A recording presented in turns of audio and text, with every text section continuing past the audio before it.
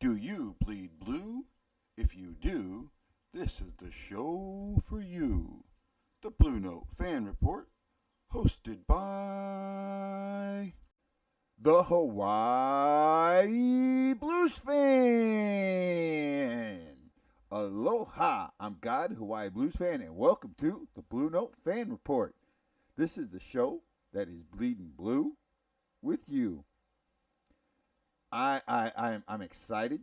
I'm wearing this vintage jersey today for a reason, and I'll tell you in a second. But first, you know what you gotta do. Just like everybody loves Allen, and Allen's great, and it's the defense that lets him down, you gotta subscribe to the Hawaii Blues Fans channel. It's a great channel. It's a great show. Everyone loves the Blue Notes Fan Report. This is the dawning of the age of the Hawaii Blues Fan and Bennington. Ring the bell for him so you get the notification. 'Cause it's the dawning of the age of Bennington. I don't know why Allen's still on this team, and I don't know why you haven't raised your thumbs up to let the Hawaii Blues Fan know that you like these videos. I don't even know if I like these videos. I don't know if I like anything about the Blues, but I'm here. So today, I have a special guest. Former player and tough guy forward, Jamie Rivers, is going to stop by and talk about his career and the Blues. And that's just exciting. Without further ado, I give you Mr. Rivers. Aloha, Blues fans, and welcome to the Blue Note Fan Report. I have a very special guest today.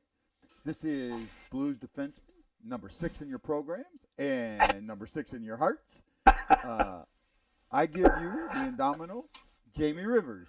Jamie, thank you for joining us. Thank you very much for having me. I'm happy to be on here. Well, Jamie, you're not number 6 in my heart. You're number 1. Yes, that's fine. In a lot of heart, I'll tell you what, I'll take 6th place. That's better than I usually get. Well, Jamie, it's great to have you today. Today is the anniversary of the arena being imploded, and you were drafted in Yes, sir. In '93, and you got to play a little bit in the arena. So I'm kind of wondering if you have any memories of the arena. Obviously I don't have as many as some of the other guys who played in that era and before. But there, the little that I do have from my recollection is being at training camp, picking up my hockey sticks, being in the hallway. Unfortunately, it was part of the beauty of it, and I guess some of the ugly side. There were a couple of rats running around while I'm cutting my hockey sticks, and it didn't bother me because, obviously playing junior hockey way up in Canada, we have some old barns too, and but the atmosphere was amazing there. I love the way, the seats were angled in an upward fashion so that, it felt like the fans were right on top of you. Now, I know that some fans had some experiences when they had a couple too many Anheuser-Busch's and they stumbled down the stairs, but Guilty. Yeah, but those were great memories. Unfortunately, like I said, I didn't get a lot of time in there, but I did see that today, that they showed some video of the day they imploded the old Checker Dome there, and it's always sad to see that because that building does hold a lot of memories for a lot of people, especially Blues fans. So you came up in the 95-96 season, and one of the things is you got to play with Gretzky and Hull. So I'm kind of wondering Correct. what it was like to play with those guys. How was it like to walk into that locker room with those guys there? Yes, I did. Actually, I was really fortunate. We had some great players. We had Al McInnes, Brett Hull, Wayne Gretzky, Chris Pronger, Grant Fuhr. Like, the list was incredible. And, I was so young that I didn't really realize just how special it was. You just mentioned 5 Hall of Famers. Yeah, it's nuts. It was incredible. And we had, Shane Corson that year as well, who's not a Hall of Famer, but he was a heck of a hockey player. And, I mean, the list goes on and on of guys we had that were part of that team. And I remember the trade very well. We had some young guys headed the other direction with Greg Johnson, Patrice Tardif, Roman Volpat, three great young players, and a couple of draft picks, and we got Gretzky back. And I still remember the very first day that I walked in, and Gretzky's in the locker room, and he's sitting there reading the USA Today, and got his legs crossed, just looking like a normal human being.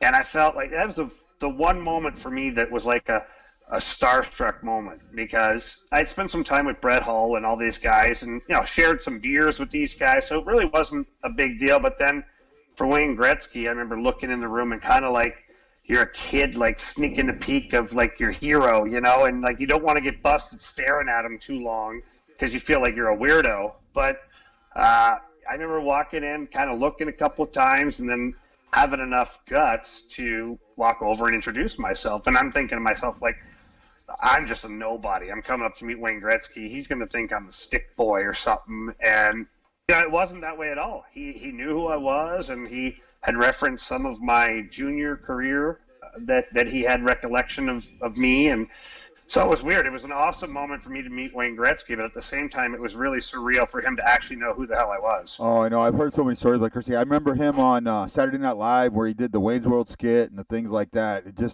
I haven't met him yet, and maybe I'll get lucky someday, You can help out. So with that, one of my listeners, John Hafner, who's had a couple questions, Dan, he wanted me to ask, and one of them was, what was it like going out with Brett Hull? Because I know you were out one time during the Brett Hull, what do we say, wild times?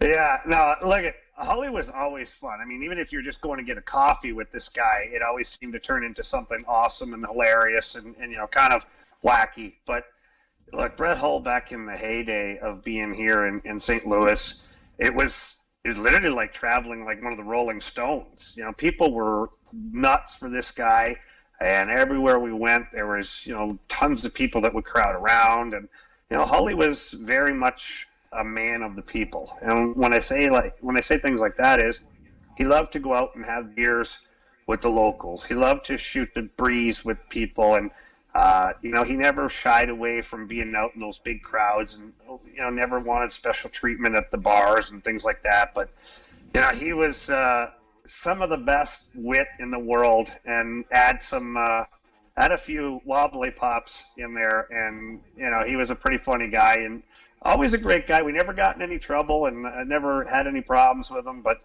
we had a lot of great times with the people of St. Louis and enjoying some of the nightlife around here. Wow. So I know that you're from Otto. Is that correct? Correct. And yeah. Were the Senators still there when you were there? No, they hadn't. They had moved a long time ago, and so when I grew up, we only had Montreal Canadiens or Toronto Maple Leafs were the closest teams to us. And oddly enough, in my house, my dad was a big Montreal Canadiens fan, and my mom was a Toronto Maple Leafs fan.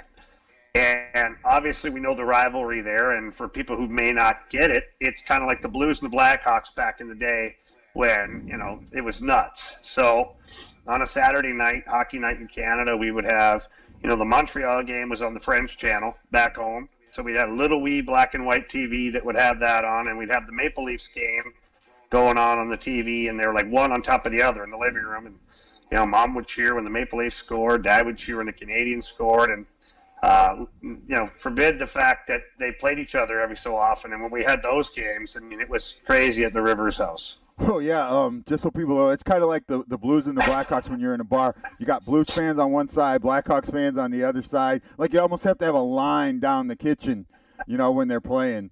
It was an amazing experience, and I'm sure that's the same way it was in your house, right? Yeah, my dad had to tread lightly, that's for sure, because if he didn't want to have to sleep on the couch, he had to make sure he didn't overdo it. So this kind of brings me to my question. A lot of Canadian hockey players end up settling in St. Louis like you have. What is it about St. Louis that is appealing to players like you and to Canadians? Why do so many of you end up settling in St. Louis? Well, I think, the first thing is that even though it's larger than the cities we come from in Canada, it still has a real small town feel to it. And especially the hockey community.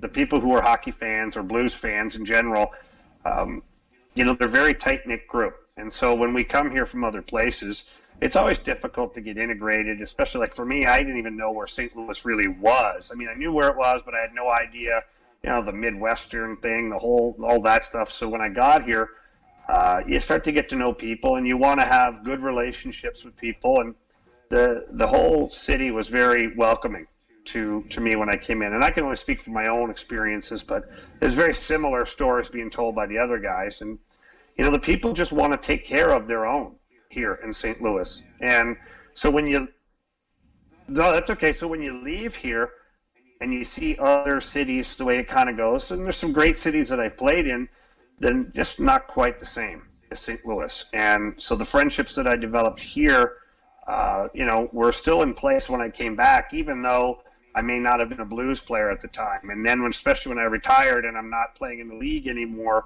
these relationships are still there, and people are still trying to help out and, do good things by you, do good things for you, be good friends. It's just, it creates this really tight-knit group, this family feeling living here.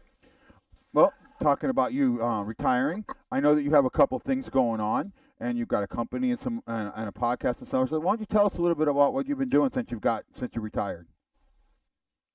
Yeah, the hardest thing to do when you retire is find something that you're able to do that, basically has your resume as a hockey player, because we haven't had other jobs. And if we did, they were when we're really young and things like that. So, and Todd Ewan was a good friend of mine, and he was a great guy, and he had some great words of advice for me when I retired, and I was kind of searching for something to do, and he just said, well, you have a PhD.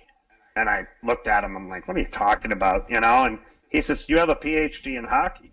He said, very few people have that PhD. He goes, if you look at over the course of time, there's only X amount of NHL players that have ever played, and X amount of guys who are retired that are able to do something now. And he said, so you've got to figure out a way to use this knowledge. And so, which was great advice to me. And so I created a company called Synergy Hockey, which was, it still is, skill development. And, we say from the mites to the NHL. And all that means is from the first time you put skates on until the last time that you play in the NHL, we're able there to help you with skill development and be skills coaches. So we have lessons that we do. We have summer camps that we run.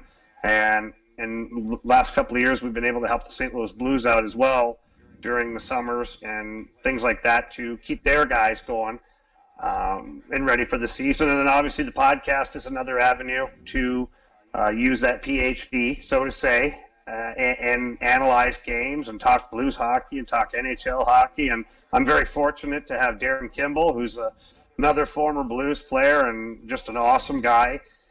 He's great to have on there as a co-host, and we go at it. We have some banter, and we talk about things. But it's been a great way to stay involved and stay relevant from a current standpoint. And then also I'm very lucky to get some Fox Sports Midwest work.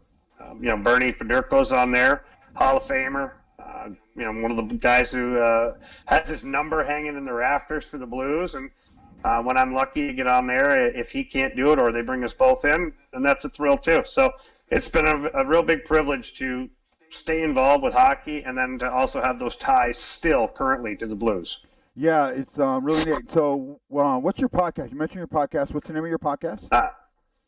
Blues NHL Podcast. Okay. Yeah, I've listened to your colorful podcast more than once. You and Darren Kimball, you guys do not hold anything back. Oh, I lost you. Oh, there you go. You do not hold anything back. You let it loose. You guys are funny. You make people laugh. You make me laugh. I appreciate you guys doing that podcast. It's, like I said, very, very colorful. Now, I also know that you've coached for a while for the St. Charles Chill. Is that correct? Correct. Now, was that juniors or bantam, or was that minor league? No, it's actually it's minor pro, and so older midget is usually 17, 18, 19-year-olds. This was a pro league, so when guys are finished playing, major junior or finished playing college. It was 2 levels away from the NHL. And so we tried to filter players up to the American Hockey League. And obviously, once they're there, their objective is to get called up or signed by an NHL team. So it was 2 levels. I would say 2 levels away from the show is what we were. Amazing that you got to do that. It's really fun to hear all the things that you've done with St. Louis hockey since you've been out.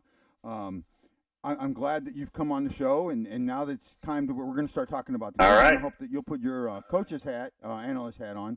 Now with your analyst, last game of the season, I don't know if you remember this, you were doing the show, the pregame show with Bernie Federico, and you're up, and I'm at the Ballpark Village, and I come up, and I kind of have like a little fan moment. I walk up and give you a little wave like this, and I'm thinking, oh, my God. This guy's going to think I'm some type of stalker. And no, never. He's not going to want to talk to me anymore. So I really appreciate you doing that. So time to talk about the games. Yeah, no, absolutely. And before we get into that, I want to talk a little bit about my my flag here. If you notice, it's upside down, and I don't want to disrespect you. So the reason it's upside down is that in the military, an upside down flag means symbol of distress and to send help. Well, beginning of the season, the Blues were in distress, so I turn my flag upside down. They go and they win 2 games, and I make this big deal about flipping the flag back around, have this 30-minute live show, all this stuff, and then they go and lose to the Calgary 7-2. I flipped it back, and it hasn't gone since. Right? So no, don't change it now. Don't mess with it. There. Right? Well, thank you. I just want to make so. Deborah, did you have any superstitions when you played? Oh God, I really wasn't one for superstitions even when I played. I always felt that it was too taxing on my brain. I was like, if I have to do all these routines and stuff, like if I forget something, I'm going to be a mental midget and feel like I can't play the game or something. So. I had certain probably habits, but I wouldn't say they were superstitions. And, even to this day, I try not to have too many of those. I just think that it's just too damn exhausting to try and remember it all. And then to keep it in sequence or whatever the heck you're into, it's too tough. I try to keep it just really, the flag is fine. Yeah. Hey, look I'm all for whatever everybody else is doing. If that helps us win, then by all means, please keep the flag upside down.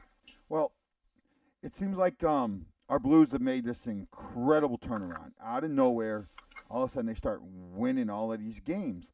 I'm kind of wondering, what do you think is the reason that they start? What's the biggest thing that's happened that this team is now winning games?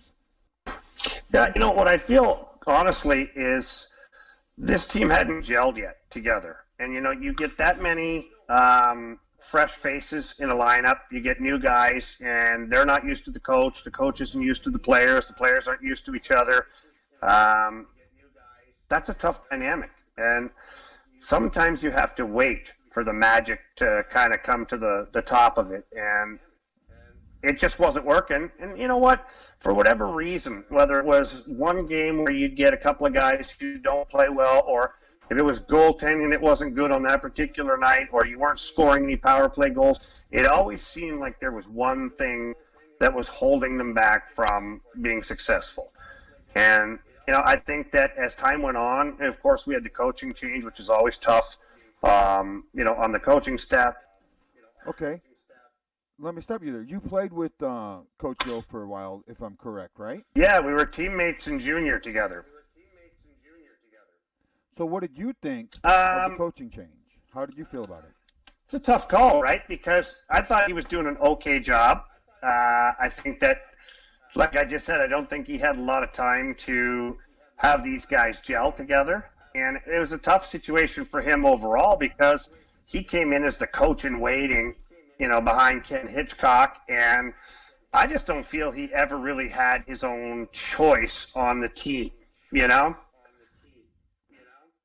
I know you kind of hated that. I heard you say it, and I didn't like it at all either. I just, it didn't feel right. I just didn't get it. To me, it's you have somebody waiting literally for post-mortem. And at that point, he's an assistant coach, and the assistant coach is always supposed to be a conduit from the players to the head coach. You shift him over to head coach. It's a different feel. It was mid-season, not necessarily his team, his roster that he would pick, maybe not necessarily his coaching staff that he would pick. And I'm not saying that guys are good or bad or not. Usually a head coach has a choice in what, is either on the bench or behind the bench. And he didn't get that chance. And for whatever reason after that, it just didn't seem to work. Yeah, well, there's one thing that I've had this analogy that I put out. It's like you had the architect and the contractor. And the architect had this brilliant plan that he put in place. These are the players you want. These are how things are going to work. And this is everything that I want done. And the contractor just didn't get it. It just feels that like that. Yeah, I agree.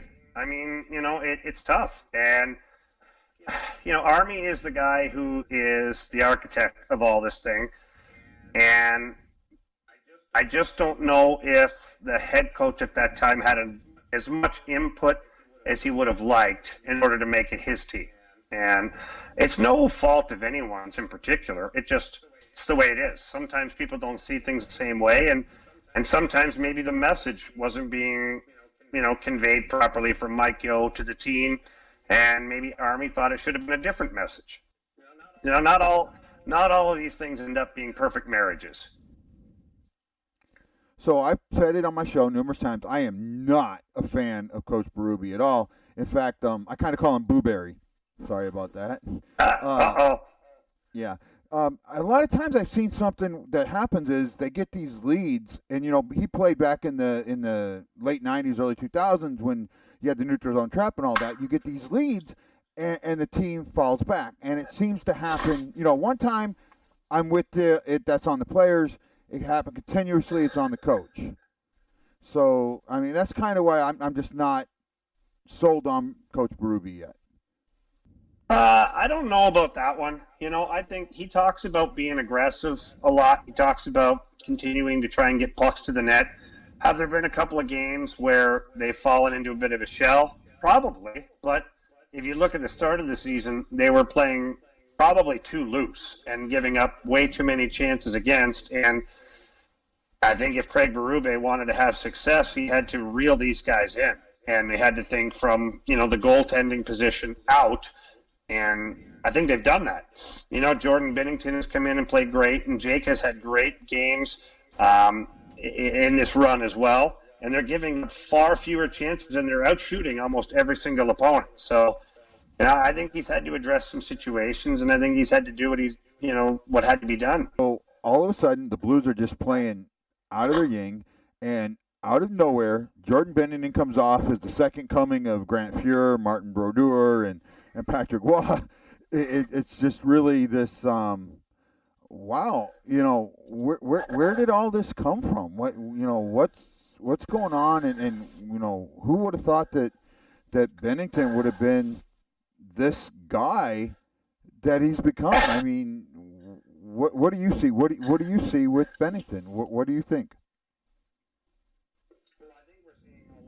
Well, I think we're seeing all over social media that he's just, they call him cool as a cucumber, right? Like he's got literally like no pulse in there, and his interviews come across that way. And I think that's kind of the way you want a goalie. You don't want a guy that's too high or too low. So I think his temperament is great for the position. And I also see a guy that has a chip on his shoulder. I really do.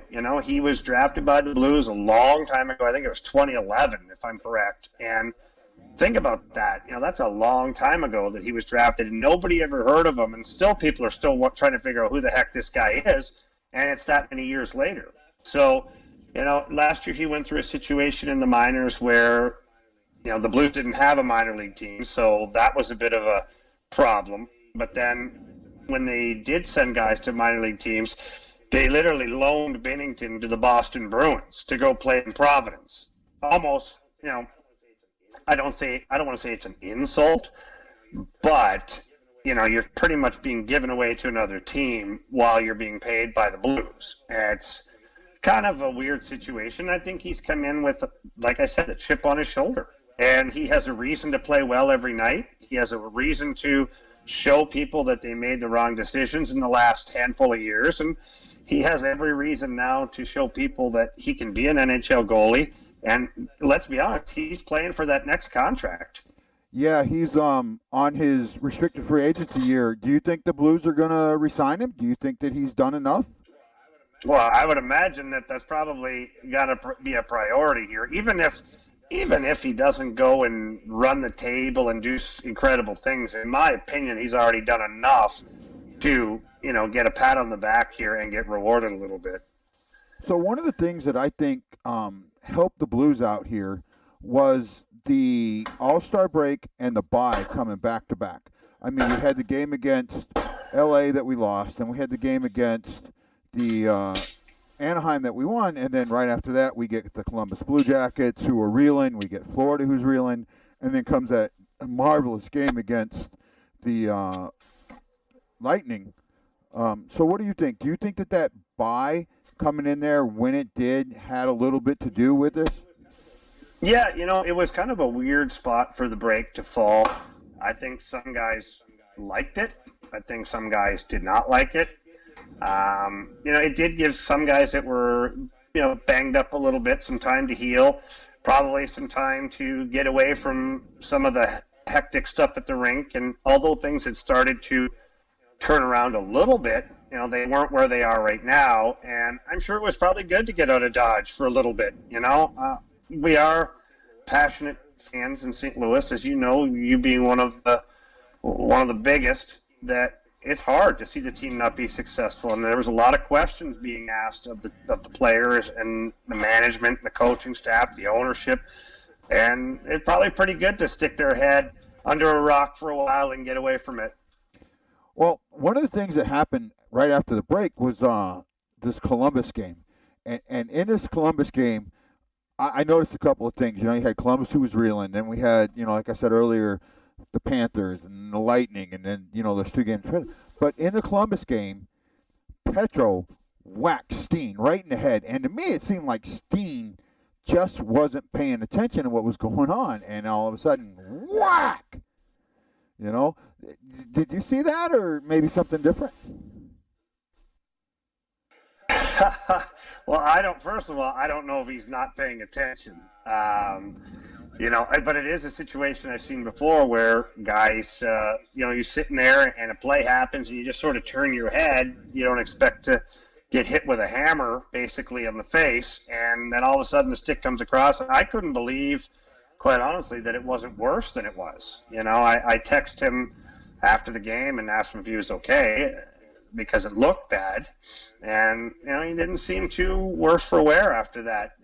And maybe he pays a little more attention now. So we had the game against the Predators in this last game. Wow, what a game. I mean, Bennington stands on his head. But one of the things that I've said in my show a lot of times is that in the NHL, the best defense, bar none, is a puck control offense. You control the puck. Yeah, 100%. Control the puck. The other team can't score. Was this last game was a... This is true, and you got to have the personnel to do it, first of all, and I think that if you don't, then you see some of these teams around the league that they try to play that chip and chase game and try to wear you down physically. But the Blues, with the guys that they signed and the staff that they certainly have the guys who can play a puck possession game and dictate the play by controlling the puck.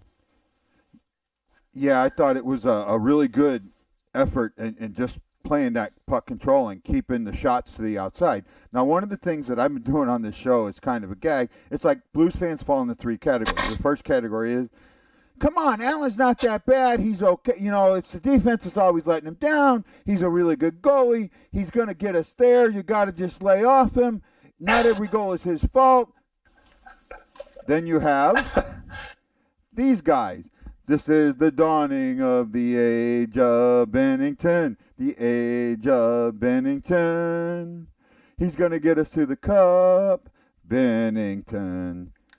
And then the one that I think most Blues fans fall into.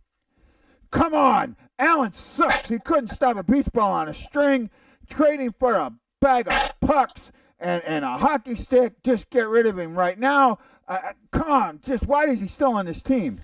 So unfortunately, a lot of play fall under that, and a lot of that is kind of deservedly so. And there's just this theory I have that I want to run by you. I call it like this circle of mistrust. This thing that goes around and around. So it starts off here at the top. You have the defense. They're going, and then Allen lets in the soft goal, and then they're thinking, oh, we got to play harder. We got to push out. We got to block more shots. And then in doing all of that, they let somebody down, and they leave Allen hung out to dry. Now Allen's hung out to dry, and he's thinking, oh God, they're going to leave me hung out to dry, so I got to do more. So he pushes harder, and he lets in a soft goal. Just this continual circle. Now I'm just kind of wondering, am I crazy, or might I be onto something? No, you're onto something there. I think that, the easiest way to try and explain it is that there is a loss of trust there at times between the players and the goalie and the players. And what I mean by that is, Jake is able to put 45 saves together. And if you're in a one-goal game or you're in a tie game, but then shot 46 goes in from center ice, that's deflating for a team. And I think that, during their stretches where he hasn't played well, that early or that weak goal happens earlier in the game, and so the Blues end up chasing the game. So they're down by a goal, they're deflated because maybe they don't feel like it was a great goal. And then when you're chasing the game, you have to automatically open up. You can't just stay in a defensive posture. So that exposes Jake to more pucks and greater scoring chances. It's kind of this wicked web that we get, kind of caught up in. So I think that, unfortunately, Jake, what's the old saying? He's built this house, now he has to live in it, right? Like, it is what it is, and we still see that from time to time where he makes 10, 20, 30 saves, but then shot 31 goes in from a bad spot, and that is deflating for a team. And if somebody was to sit here and tell you that they don't think about that as players, or even that the goalie doesn't think about that as a player, they'd be lying to you. That's always in the back of your mind, and even though Binnington is not the next Grand Fuhrer, certainly not that we can see yet. I mean, who knows what 10 years can bring us. However, he's giving them the saves routinely that they want, and he's playing consistent enough without any drama in the crease. And all that means is, he's not getting easy goals scored on him that are forcing the team to chase the game and get out of their comfort zone. So Jake is a great goalie. He's put great runs together in the past. He's had great games. For whatever reason, he always has a dip a little bit in his play at some point in the season, and that's what adds the question marks to probably the rest of the team and the fan base as well. So I kind of want to go back to that game against Minnesota. It was a really well-played game. They were down. They came back. They tied it late. It looked like just everything was going, and then all of a sudden this goal goes in. Allen lets this goal in. Now, social media went berserk. I don't know if you're on the Facebook groups and that. I am. And it was kind of confusing to me. Now, for me, I was kind of 50-50 on this one, whether he should have got it or whether he should have creamed it with an easy goal. So I'm kind of wondering what you think. Do you think that one was one that he should have had, or was he screened? Yeah, my initial thought process, and it's still my thought on it, is he should have had that puck. I'm not taking away from the game that he had, because he had a heck of a game, played very well, and he was probably one of the main reasons that they got to overtime and you were even able to squeeze out a point in that game. The shot may have caught him off guard from there. I'm not sure. To me, it looked like he was trying to catch the puck simultaneously, drop it, and play it up to the forwards, because Minnesota had guys in really bad spots defensively, and that shot came from way outside, and if they can get the puck and get control of it and get going, maybe they score a goal and win it. But the part that he failed on was he didn't catch the puck. It looked like he kind of waved at the puck, missed it, and then it ended up in the net. And unfortunately, that's a moment where you see the players, the coaches, the fan base just, well, how does that go in? And, that's kind of I guess that's the Jake Allen riddle that we're still trying to figure out. So I talked about it before. This game against the Predators at home, I mean, it was just a wild game all the way around. Really good puck control. Um, you didn't see. I didn't see it coming. I mean, I didn't think that it was going to happen. I thought they might lose this one. I mean, it was a really well played game, and it just seemed like the Blues were ready to make their mark and win this game. What was your thoughts on this game? Well, I think it was, and you know what? Like they were missing three of their veteran forwards. Certainly, Perron and Shen have been two of their top players before injury, so they're almost a little bit like a wounded animal, going into that game. And to me, it was the most jump that they've had. They just looked like a team that really wanted it, and so all those 50-50 pucks.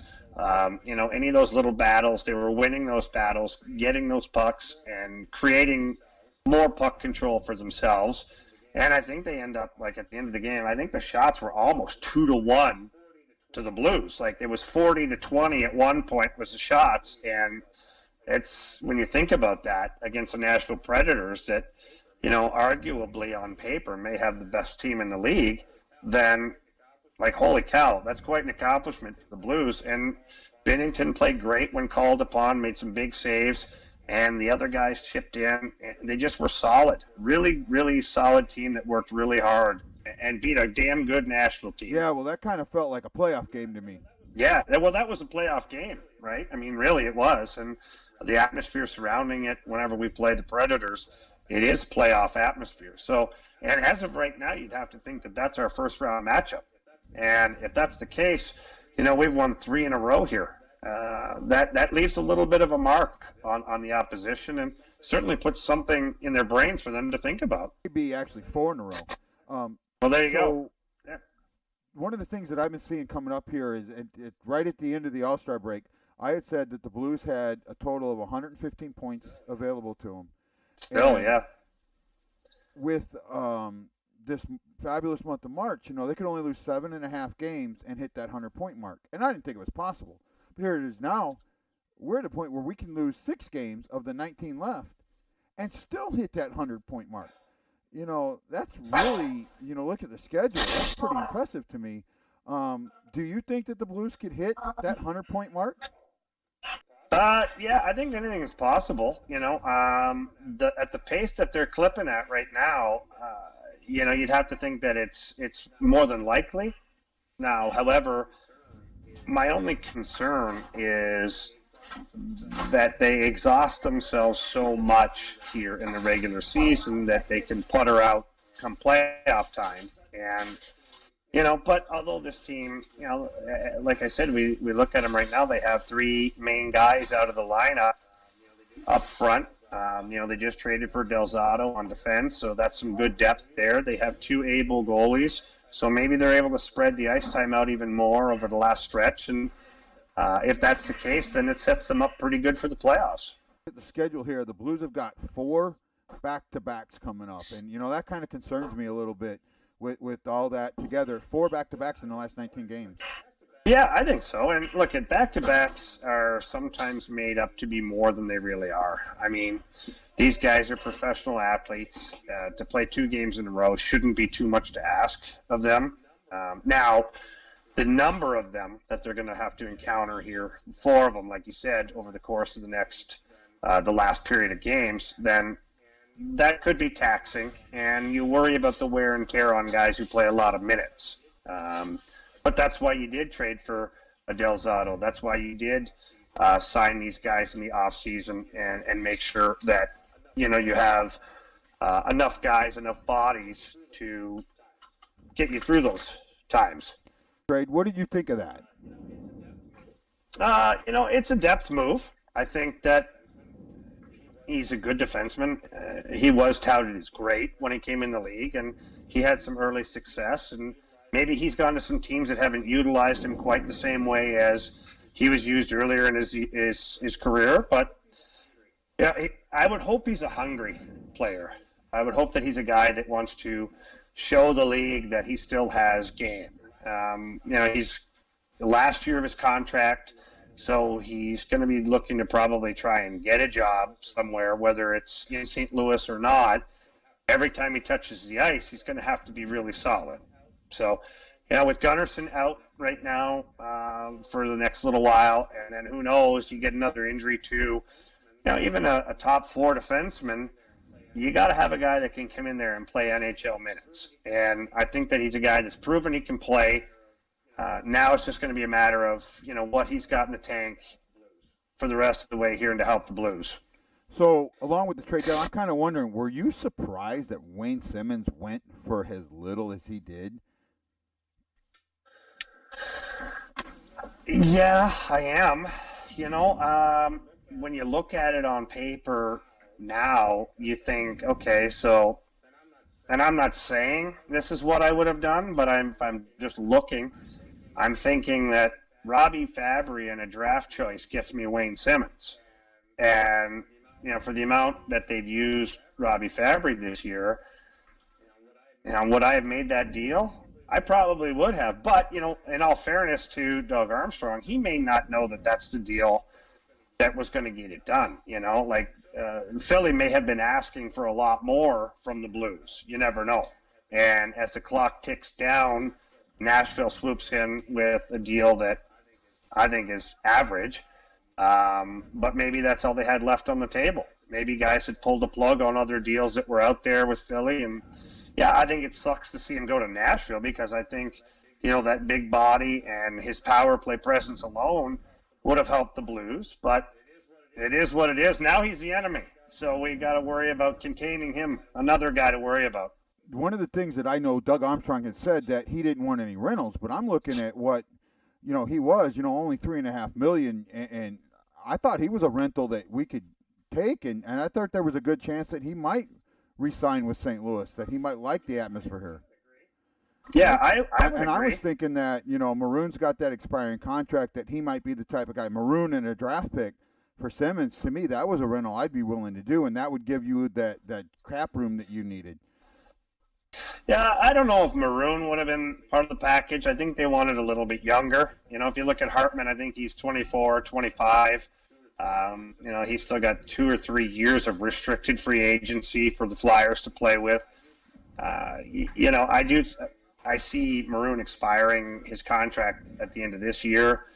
And, hopefully he continues to play well, and you never know what can happen, especially a local boy like that. But you do have to look at Simmonds and say, is this a player that we could have traded for and that we could have re-signed? And I think it is. I think that his price tag is not going to be off the charts in the off season, and but he is getting up there, and I hate to say he's getting up there. I think he's 30 years old, but the way he plays the game, he's probably 30-year-old calendar, but he's 35, 36 as far as hockey years is concerned, and there's always that risk you run, and like I said, maybe Philly was driving a harder bargain with the Blues. We just don't know what happens behind closed doors. Dallas with the Zuccarello.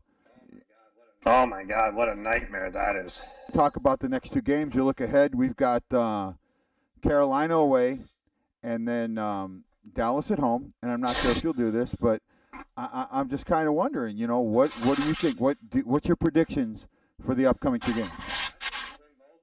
I think we win both of these games. I do. I think that this team looks energized right now. Looks like we're probably going to get Perron and Shen back in the lineup here. I think we're going to get a little bump. Who do you start? I'm going Jake on the road. He's had a better record on the road, and I think you still have to get him some crease time. And I think you come back with Binnington against Dallas. He's just been riding a real good wave, and was he 7-0 right now at Enterprise Center? So obviously, I think he's 7-0. So obviously, he's doing well here on home ice, and that's where I come back and play him. To Dallas the last time he played him, but it wasn't here at home. Very true. Well, okay, I've taken a lot of your time, and this is kind of becoming my staple question, and I asked this to Tom, so I'm going to ask it to you.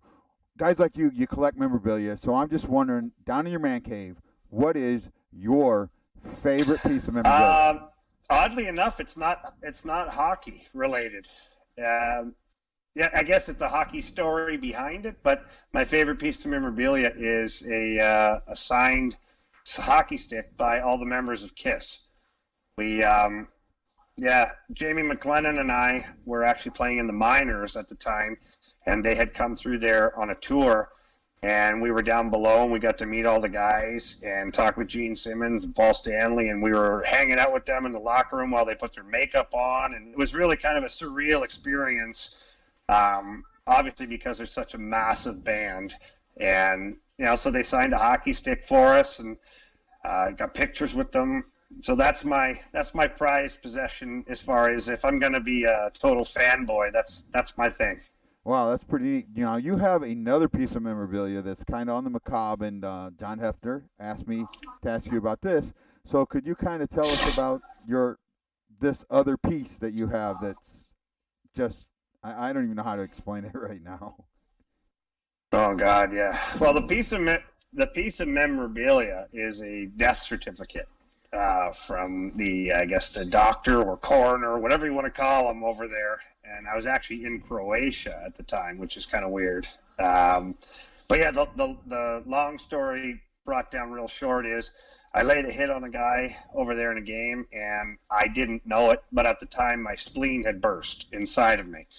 And I continued, played the game, traveled home, got my family, my wife and kids off the next day. They had been visiting, so I got them back on a plane to head back to St. Louis.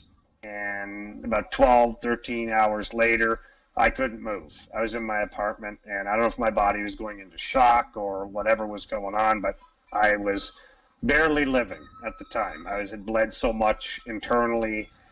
And so I went to a Croatian hospital with my Croatian medical guy who nobody spoke English at all. And we found one doctor who spoke English. And long story short, they had to cut me open because they really didn't know what was going on. My abdomen and my midsection was full of fluid, they called it, which was blood at the time. And while I was cut open, I guess the story is told that I flatlined for almost 2.5 minutes, and they couldn't get me back. And I don't know if they had totally given up on me or not, but I do know that when I woke up from all of this ordeal, I was over in the corner on a steel table, and I was butt naked. And there were people walking around everywhere, and nobody was paying attention to me. And so I tried to get up, and when I got up, there was a lot of pain, and I made a noise. And everybody sort of stopped and looked over at me almost in shock. And then they ran over and threw a pillow under me, a blanket on me. They started hooking me up to IVs and all this other stuff.